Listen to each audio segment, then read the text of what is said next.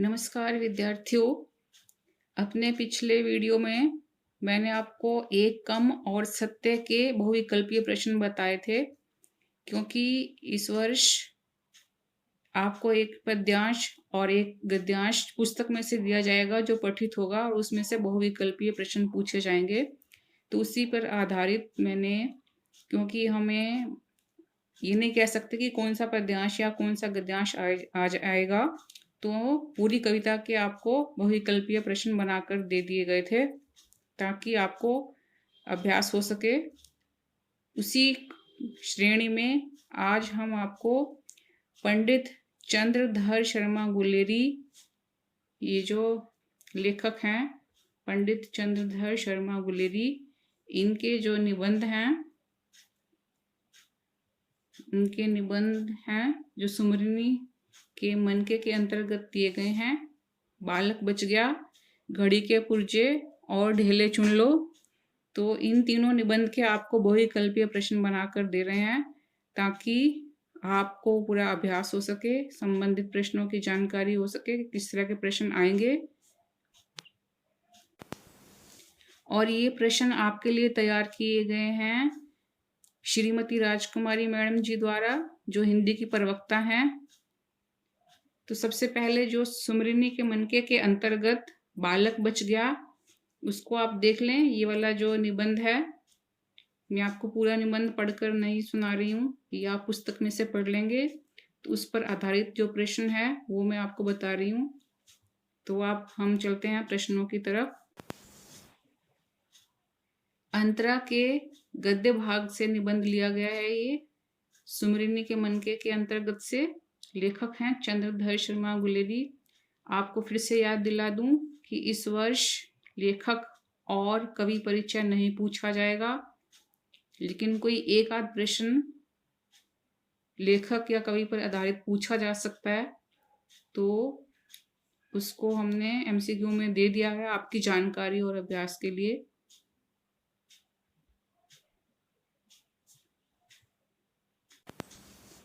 पुनः मैं याद दिला रही हूँ कि लेखक या कवि परिचय नहीं पूछा जाएगा, पर जानकारी के लिए एक दो प्रश्न हमने डाल दिए हैं। तो पहला है, पंडित चंद्रधर शर्मा गुलेरी का जन्म कहाँ हुआ था? पुरानी बस्ती जयपुर, काशी, भागलपुर या मथुरा? तो उनका जन्म हुआ था पुरानी बस्ती जयपुर में। गुलेरी जी ने किस पत्रिका में कार्य नहीं किया? ऑप्शंस हैं सम आलोचक, मर्यादा, प्रतिभा या इंदु। तो इसमें से इंदु पत्रिका में गुलेरी जी ने कार्य नहीं किया था। गुलेरी जी की कौन सी कहानी नहीं है? जो आपको कहानियां दी गई हैं तो ये बताना है कि कौन सी कहानी नहीं है। सुखमय जीवन, बुद्धू का कांटा, उसने कहा था, पूस की रात। तो इसमें पूस की रात गुलेरी जी की नहीं है, क्योंकि वो प्रेमचंद जी की है। आगे बढ़ते हैं। सुमरिनी के मन के नाम से 3 लघु निबंध किस लेखक ने लिखे हैं? तो यही आप जान रहे हैं इस पाठ में, अभी शुरू में मैंने बताया। तो इसके लेखक हैं चंद्रधर शर्मा गुलेरी जी। लेखक को कहाँ बुलाया गया था? पाठशाला के वार्षिक उत्सव में, जन्मदिन मनाने के लिए, क्रिकेट खेलने के लिए, बालक का ज्ञान परखने के लिए? एक बार आप पाठ अवश्य पढ़ लीजिएगा। निबंध पढ़ने के बाद आप बिना हमारे बताए इनके जवाब दे सकेंगे। तो फिर यहाँ फिलहाल मैं आपको जवाब दे रही हूँ। तो लेखक को पाठशाला के वार्षिक उत्सव में बुलाया गया था। बालक की आयु कितनी थी? 8 वर्ष, 10 वर्ष, 5 वर्ष या 9 वर्ष? तो बालक की आयु 8 वर्ष थी। बालक से कौन कौन से प्रश्न पूछे गए? धर्म के 10 लक्षणों के बारे में, 9 रसों के उदाहरण के बारे में, चंद्र ग्रहण का वैज्ञानिक समाधान या उपर्युक्त सभी? तो बालक से ये सारे ही प्रश्न पूछे गए थे, तो उत्तर आ जाएगा उपर्युक्त सभी। इंग्लैंड के 8वें राजा का क्या नाम था? राजा हेनरी, राजा पोरस, सिकंदर या कोई नहीं? तो उत्तर है राजा हेनरी। आगे बढ़ते हैं। यावत जन्म शब्द क्या अर्थ है? आजीवन, जीवन भर, कभी नहीं, कभी कभी या कोई भी नहीं? तो इसका उत्तर पहला वाला है, आजीवन भी और जीवन भर भी, वही उसका अर्थ वही होता है। आगे बढ़ते हैं। वाह वाह कौन कर रहा था? सभा, लेखक, बालक का पिता या कोई नहीं? तो सारी सभा वाह वाह कर रही थी, तो उत्तर आ जाएगा सभा। वृद्ध महाशय ने बालक से क्या मांगने को कहा? इनाम, पुस्तक, घड़ी या लड्डू? तो उन्होंने तो इनाम मांगने के लिए कहा था, तो उत्तर आ जाएगा इनाम। आगे बढ़ते हैं। बालक ने इनाम में क्या मांगा? जलेबी, लड्डू, पेड़ या पुस्तक? बालक ने क्या मांगा था? लड्डू। आपके मुंह में पानी तो नहीं आ गया ना? आगे बढ़ते हैं। बालक के द्वारा लड्डू मांगने पर कौन कौन निराश हुआ? पिता और अध्यापक, लेखक, केवल पिता, केवल अध्यापक? तो इसमें पिता और अध्यापक दोनों ही निराश हुए थे, तो उत्तर आ जाएगा पहले वाला। सुख की सांस किसने ली? लेखक ने, बालक ने, पिता ने, अध्यापक ने? सुख की सांस कब ली? जब बालक ने लड्डू मांगा, तब सुख की सांस किसने ली थी? तो उत्तर आ जाएगा लेखक ने। बालक बच गया निबंध का मूल प्रतिपाद्य क्या है? शिक्षा ग्रहण करने की सही उम्र, लड्डू प्राप्त करना, क्रिकेट खेलना या इनमें से कोई नहीं? तो उत्तर है शिक्षा ग्रहण करने की सही उम्र। बालक ने सीखा सिखाया अथवा रटा रटाया कौन सा उत्तर दिया? मैं यावत जन्म पढ़ाई करूंगा, मैं यावत जन्म लोक सेवा करूंगा, मैं यावत जन्म शिक्षण कार्य करूंगा या उपरोक्त सभी?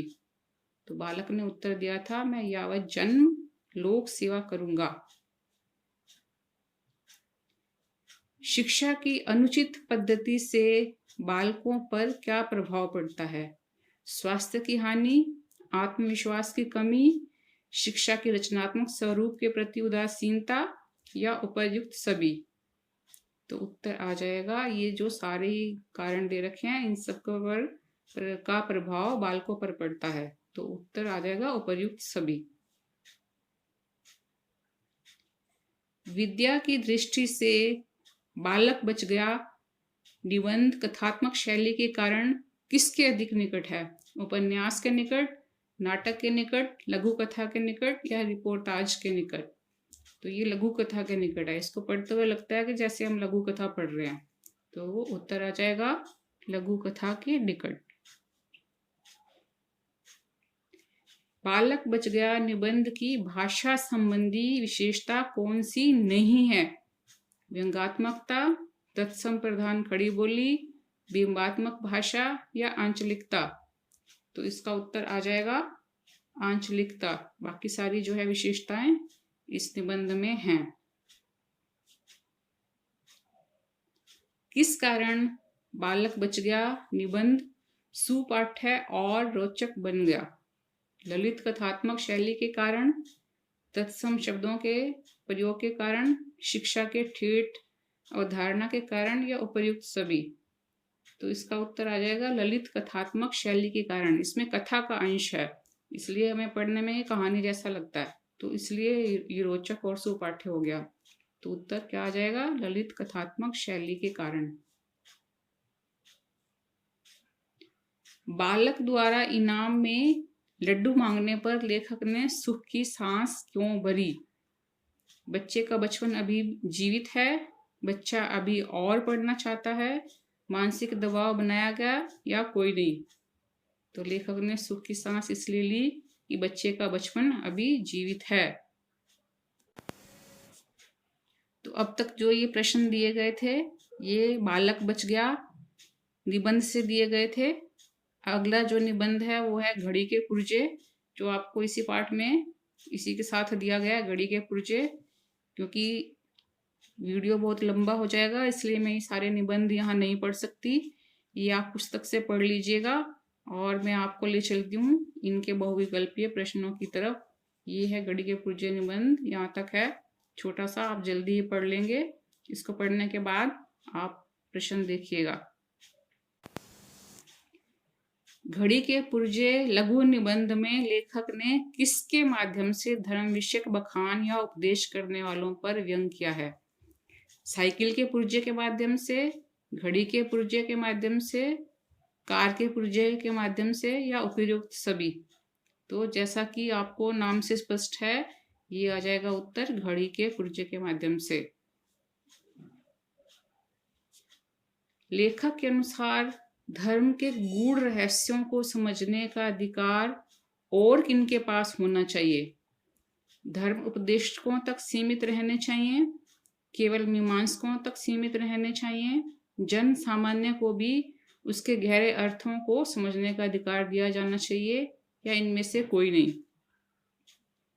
तो इसका उत्तर आ जाएगा कि जन सामान्य को भी उसके गहरे अर्थों को समझने का अधिकार दिया जाना चाहिए। यानी धर्म के जो गूढ़ रहस्य हैं वो धर्म उपदेशकों या मीमांसकों होता है, जो समीक्षक होते हैं या आलोचक होते हैं या व्याख्या करते हैं, तो उन तक ही सीमित नहीं रहना चाहिए। तो उत्तर आ जाएगा जन सामान्य को भी धर्म के गहरे अर्थों को समझने का अधिकार दिया जाना चाहिए। आगे बढ़ते हैं। घड़ी के पुर्जे निबंध में कौन सा गुण है? ओज गुण, माधुर्य गुण, प्रसाद गुण, या उपर्युक्त सभी। तो इसका उत्तर आ जाएगा प्रसाद गुण। प्रसाद गुण क्या होता है? जब रचना को सहज ही समझ लिया जाता है, उसमें निर्मलता होती है, हमें जिसको पढ़ने के बाद प्रसन्नता होती है और मन में शांति का बोध होता है, तो वो प्रसाद गुण होता है। तो इसमें प्रसाद गुण शामिल है। घड़ी के पुर्जे निबंध की कौन सी भाषिक विशेषता नहीं है? दृष्टांतों का प्रयोग, प्रतीकों का प्रयोग, नीरस शैली, तत्सम शब्दों के साथ साथ उर्दू व देशज शब्दों का प्रयोग। तो उसका उत्तर आ जाएगा नीरस शैली, ये नहीं है। आपको प्रश्न पढ़ते वक्त ध्यान रखना चाहिए कि क्या पूछा जा रहा है या नहीं है, तो उसके अनुसार आपको जवाब देना होता है। आगे बढ़ते हैं। घड़ी की संरचना बहुत जटिल है, उसे हर कोई नहीं समझ सकता। फिर उसे कौन समझ सकता है? शिक्षक, खगोलविद, चिकित्सक, या धर्माचार्य। देखिए यहाँ पर जो अगर हम सीधे सीधे घड़ी की बात कर रहे होते तो इसका उत्तर आ जाता कि भाई जो घड़ी ठीक करने वाला है वही उसकी संरचना समझ सकता है, जो घड़ी साज होता है। लेकिन जो ये निबंध है यहाँ पर उसमें लाक्षणिकता की बात की गई है, लाक्षणिक शैली में बात की गई है। तो यहाँ पर धर्म की बात की गई है, घड़ी की बात सीधे सीधे नहीं की गई, उसमें लाक्षणिक अर्थ है। तो लाक्षणिक अर्थ धर्म के बारे में है, तो इसलिए इसका उत्तर उसके अनुसार ही हमें देना होगा। तो इसमें जो है वो उत्तर आ जाएगा धर्माचार्य। आशा है आप अच्छी से समझ गए होंगे। आगे बढ़ते हैं। वैज्ञानिक दृष्टिकोण का तत्व कौन सा है? भय और कल्पना, पारंपरिक मान्यताओं और प्रथाओं पर अतार्किक विश्वास, जिज्ञासा, अन्वेषण या खोज, उपर्युक्त सभी। तो इसका उत्तर आ जाएगा जिज्ञासा, अन्वेषण या खोज। अन्वेषण का अर्थ खोज होता है, तो इसलिए या खोज दे रखा है। तो जिज्ञासा होगी, खोज करने की इच्छा होगी, तभी उसमें वैज्ञानिक दृष्टिकोण आ जाएगा। लेखक ने धर्म का रहस्य जानने के लिए घड़ी के पुर्जे का दृष्टांत क्यों दिया है? देखिए यहाँ पर भी बात आ गई, दृष्टांत दिया है। घड़ी के पुर्जे की बात सीधी सीधे नहीं की गई, वो दृष्टांत दिया है, उदाहरण दिया है, लेकिन बात धर्म की है, धर्म के रहस्य की है। तो ऑप्शन है ताकि हम धर्म के बारे में अपनी भूमिका को समझ सकें, ताकि धर्म की ऊपरी जानकारी के साथ साथ उसकी बारीकियों को जान सकें, धर्म के ठेकेदारों की चालाकियों से अवगत होना, उपर्युक्त सभी। तो इसका उत्तर आ जाएगा उपर्युक्त सभी। घड़ी समय का ज्ञान कराती है। क्या धर्म संबंधी मान्यताएं या विचार अपने समय का बोध कराते हैं? हाँ, समय का बोध कराते हैं। नहीं, समय का बोध नहीं कराते। कभी कभी समय का बोध करवाते हैं, या इनमें से कोई नहीं। तो उत्तर आ जाएगा हाँ, समय का बोध कराते हैं। घड़ी साजी का इम्तिहान पास करने से लेखक द्वारा उसमें क्या निहितार्थ है। यहाँ पर भी निहितार्थ मतलब उसके अंदर क्या अर्थ छुपा हुआ है। घड़ी के प्रत्येक पुर्जे के बारे में जानकारी प्राप्त करना, धर्म के रहस्यों और तत्वों को समझ लेना, धर्म के ठेकेदारों को ये बताना कि वह भी धर्म जानते हैं या उपर्युक्त सभी। तो इसमें आपको पहले भी बता चुकी हूँ कि यहाँ पर घड़ी की बात सीधे सीधे नहीं की जा रही, लक्षणा में बात हो रही है, तो घड़ी का केवल उदाहरण दिया गया उसमें। तो यहाँ पर जो है घड़ी के प्रत्येक पुर्जे के बारे में जानकारी प्राप्त करना है, इम्तिहान पास करना नहीं होगा। यहाँ पर धर्म के रहस्यों और तत्वों को समझ लेना इसका उत्तर सही आएगा। आगे बढ़ते हैं। भारतेंदु जी ने शेक्सपियर के नाटक मर्चेंट ऑफ वेनिस का किस नाम से अनुवाद किया है। तो वेनिस का व्यापारी, दुर्लभ बंधु, पर्शिया या वेनिस की शाम। तो इसका उत्तर है दुर्लभ बंधु। आगे है गृह है सूत्र क्या होते हैं। 16 संस्कारों में से एक वैदिक संस्कार, एक वैदिक ग्रंथ जिसमें समस्त गृह कर्मों तथा संस्कारों आदि के बारे में बताया गया है, व्यापार से संबंधित ग्रंथ या इनमें से कोई भी नहीं। तो इसका उत्तर है एक वैदिक ग्रंथ जिसमें समस्त गृह कर्मों तथा संस्कारों आदि के बारे में बताया गया है। पत्थर पूजे हरि मिले तो तू पूज पहाड़, इससे तो चक्की बली पीस खाए संसार। ये पंक्ति किसकी है। रहीम, वृंद, कबीरदास या बिहारी। तो ये पंक्ति है कबीरदास जी की।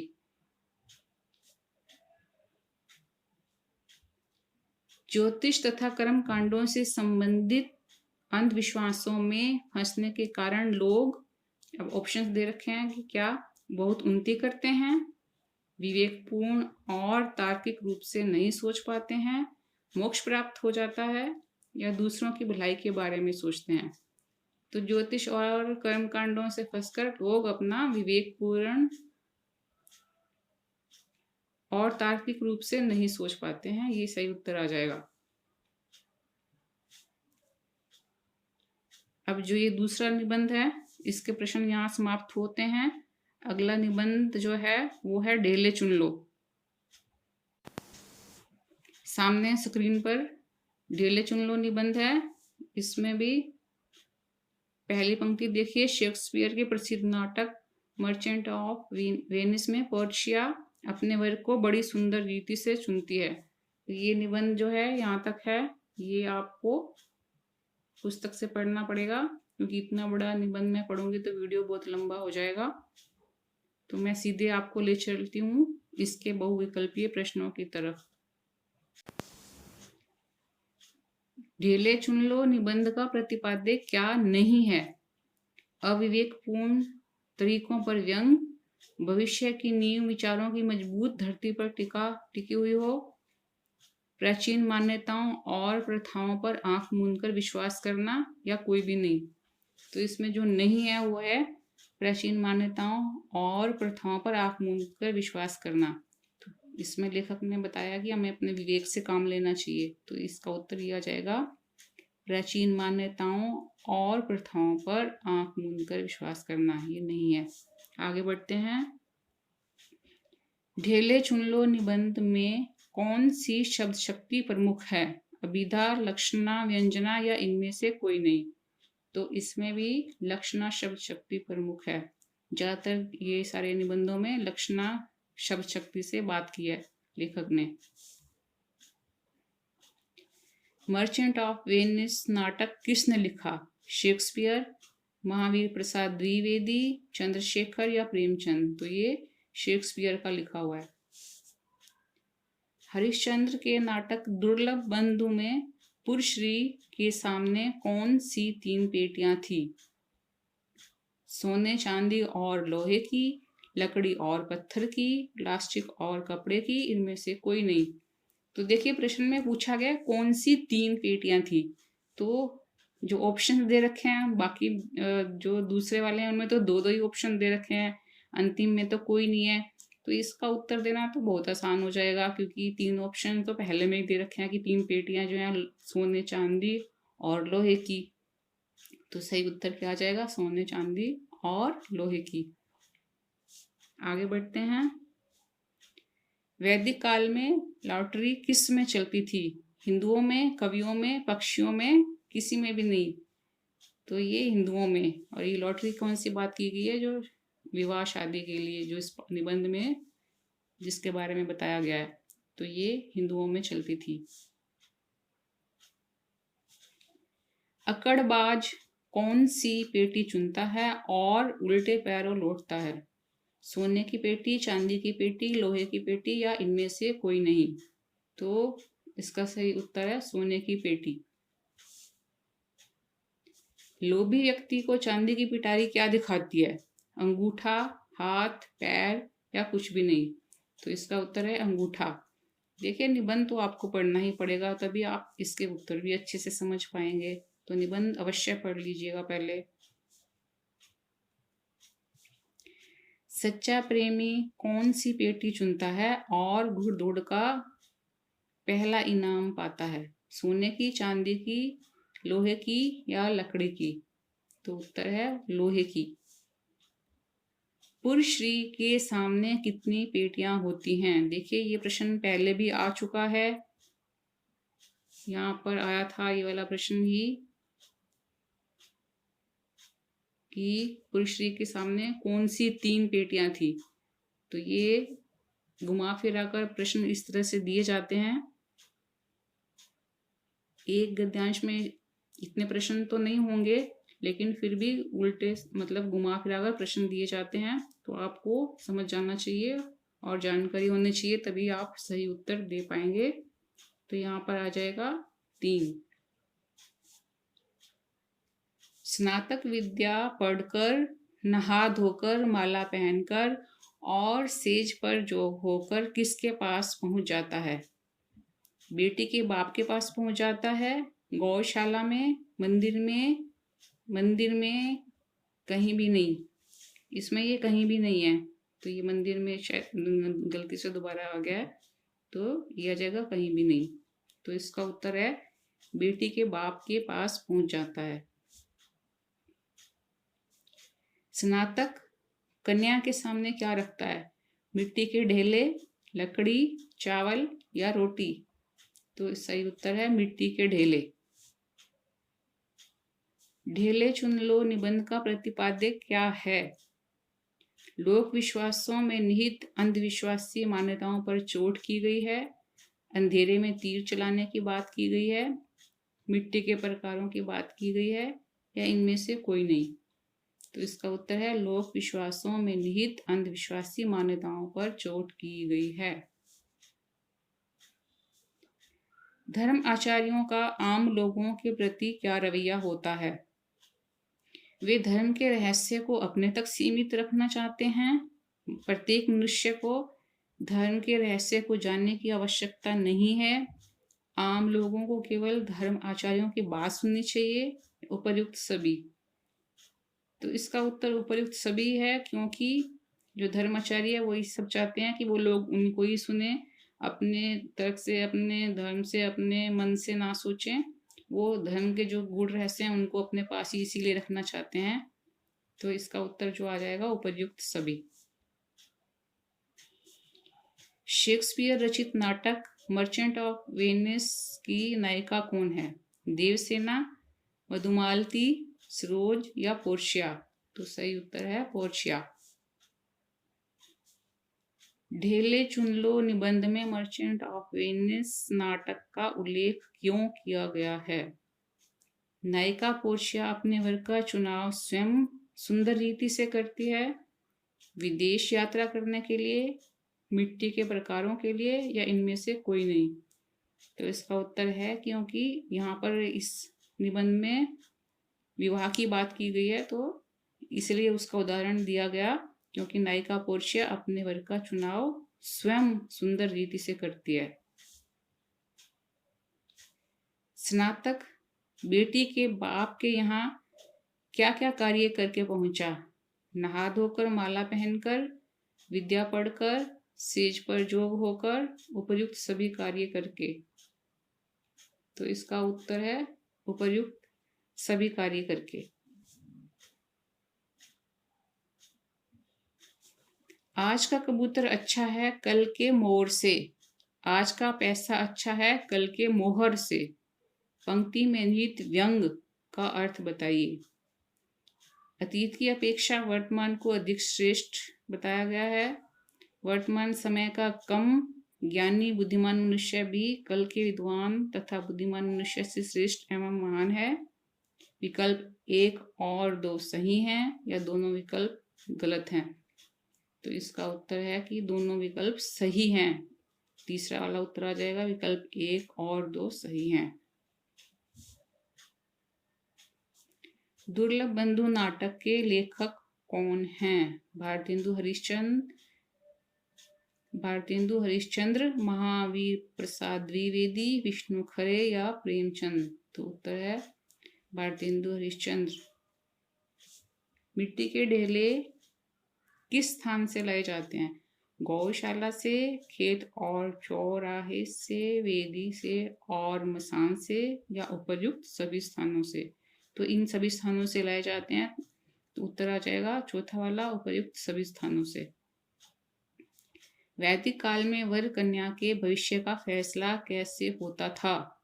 एक ऐसी लॉटरी चलती थी जिसमें मिट्टी के ढेले का चयन किया जाता था, पैसों की लॉटरी, कागज की लॉटरी या इनमें से कोई नहीं। तो इसका उत्तर है पहले वाला, एक ऐसी लॉटरी चलती थी जिसमें मिट्टी के ढेले का चयन किया जाता था। हम अंतिम प्रश्न की तरफ चलते हैं। दुर्लभ बंधु नाटक की नायिका का क्या नाम है? पुरश्री, सरोज, महादेवी, मीरा? तो इसका सही उत्तर है पुरश्री। तो इसमें आपको पंडित चंद्रधर शर्मा गुलेरी के तीनों निबंध, बालक बच गया, घड़ी के पुर्जे, ढेले चुन लो के बहुविकल्पीय प्रश्न बनाकर दे दिए गए हैं। आप निबंध अवश्य पढ़ें, उसके बाद इन प्रश्नों को जानें, समझें। बाकी प्रश्न जो है वो तो आपसे पूछे ही जाएंगे, लेकिन ये गद्यांश जो एक गद्यांश दिया जाएगा उसमें से इस तरह के प्रश्न आपको बनाकर दिए जाएंगे। ये प्रश्न आपके लिए बनाए थे राजकुमारी मैडम ने।